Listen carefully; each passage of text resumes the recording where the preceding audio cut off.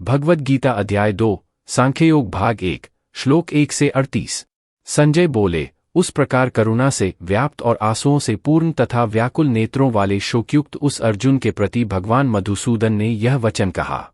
श्री भगवान बोले, हे अर्जुन, तुझे इस असमय में यह मोह किस हेतु से प्राप्त हुआ? क्योंकि न तो यह श्रेष्ठ पुरुषों द्वारा आचरित है, न स्वर्ग को देने वाला है और न कीर्ति को करने वाला ही है। इसलिए हे अर्जुन, नपुंसकता यानी शक्तिहीनता को मत प्राप्त हो, तुझमें यह उचित नहीं जान पड़ती। हे परंतप, हृदय की तुच्छ दुर्बलता को त्याग कर युद्ध के लिए खड़ा हो जा। अर्जुन बोले, हे मधुसूदन, मैं रणभूमि में किस प्रकार बाणों से भीष्म पितामह और द्रोणाचार्य के विरुद्ध लड़ूंगा? क्योंकि हे अरिसूदन, वे दोनों ही पूजनीय हैं। इसलिए इन महानुभाव गुरुजनों को न मारकर मैं इस लोक में भिक्षा का अन्न भी खाना कल्याणकारक समझता हूँ, क्योंकि गुरुजनों को मारकर भी इस लोक में रुधिर से सने हुए अर्थ और कामरूप भोगों को ही तो भोगूंगा। हम यह भी नहीं जानते कि हमारे लिए युद्ध करना और न करना, इन दोनों में से कौन सा श्रेष्ठ है, अथवा यह भी नहीं जानते कि उन्हें हम जीतेंगे या हमको वे जीतेंगे। और जिनको मारकर हम जीना भी नहीं चाहते, वे ही हमारे आत्मीय धृतराष्ट्र के पुत्र हमारे मुकाबले में खड़े हैं। इसलिए कायरता रूप दोष से उपहत हुए स्वभाव वाला तथा धर्म के विषय में मोहित चित्त हुआ मैं आपसे पूछता हूँ कि जो साधन निश्चित कल्याणकारक हो, वह मेरे लिए कहिए, क्योंकि मैं आपका शिष्य हूँ। इसलिए आपके शरण हुए मुझको शिक्षा दीजिए।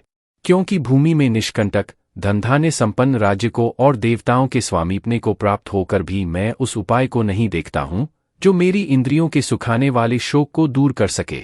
संजय बोले, हे राजन, निद्रा को जीतने वाले अर्जुन अंतर्यामी श्री कृष्ण महाराज के प्रति इस प्रकार कहकर फिर श्री गोविंद भगवान से युद्ध नहीं करूंगा यह स्पष्ट कहकर चुप हो गए। हे भरतवंशी धृतराष्ट्र, अंतर्यामी श्री कृष्ण महाराज दोनों सेनाओं के बीच में शोक करते हुए उस अर्जुन को हंसते हुए से यह वचन बोले। श्री भगवान बोले, हे अर्जुन, तू न शोक करने योग्य मनुष्यों के लिए शोक करता है और पंडितों के से वचनों को कहता है, परंतु जिनके प्राण चले गए हैं उनके लिए और जिनके प्राण नहीं गए हैं उनके लिए भी पंडितजन शोक नहीं करते। न तो ऐसा ही है कि मैं किसी काल में नहीं था, तू नहीं था, अथवा ये राजा लोग नहीं थे, और न ऐसा ही है कि इससे आगे हम सब नहीं रहेंगे। जैसे जीवात्मा की इस देह में बालकपन, जवानी और वृद्धावस्था होती है, वैसे ही अन्य शरीर की प्राप्ति होती है। उस विषय में धीर पुरुष मोहित नहीं होता। हे कुंती पुत्र, सर्दी गर्मी और सुख दुख को देने वाले इंद्रिय और विषयों के संयोग तो उत्पत्ति विनाशशील और अनित्य हैं। इसलिए हे भारत, उनको तू सहन कर। क्योंकि हे पुरुष श्रेष्ठ, दुख सुख को समान समझने वाले जिस धीर पुरुष को ये इंद्रिय और विषयों के संयोग व्याकुल नहीं करते, वह मोक्ष के योग्य होता है। असत वस्तु की तो सत्ता नहीं है और सत का अभाव नहीं है। इस प्रकार इन दोनों का ही तत्व तत्वज्ञानी पुरुषों द्वारा देखा गया है। नाशरहित तो तू उसको जान जिससे यह संपूर्ण जगत दृश्यवर्ग व्याप्त है। इस अविनाशी का विनाश करने में कोई भी समर्थ नहीं है। इस नाशरहित अप्रमेय नित्यस्वरूप जीवात्मा के ये सब शरीर नाशवान कहे गए हैं। इसलिए हे भरतवंशी अर्जुन, तू युद्ध कर। जो इस आत्मा को मारने वाला समझता है तथा जो इसको मरा मानता है, वे दोनों ही नहीं जानते, क्योंकि यह आत्मा वास्तव में न तो किसी को मारता है और न किसी द्वारा मारा जाता है। यह आत्मा किसी काल में भी न तो जन्मता है और न मरता ही है, तथा न यह उत्पन्न होकर फिर होने वाला ही है, क्योंकि यह अजन्मा, नित्य, सनातन और पुरातन है। शरीर के मारे जाने पर भी यह नहीं मारा जाता। हे पृथापुत्र अर्जुन, जो पुरुष इस आत्मा को नाशरहित, नित्य, अजन्मा और अव्यय जानता है, वह पुरुष कैसे किसको मरवाता है और कैसे किसको मारता है। जैसे मनुष्य पुराने वस्त्रों को त्याग कर दूसरे नए वस्त्रों को ग्रहण करता है, वैसे ही जीवात्मा पुराने शरीरों को त्याग कर दूसरे नए शरीरों को प्राप्त होता है। इस आत्मा को शस्त्र नहीं काट सकते, इसको आग नहीं जला सकती, इसको जल नहीं गला सकता और वायु नहीं सुखा सकता।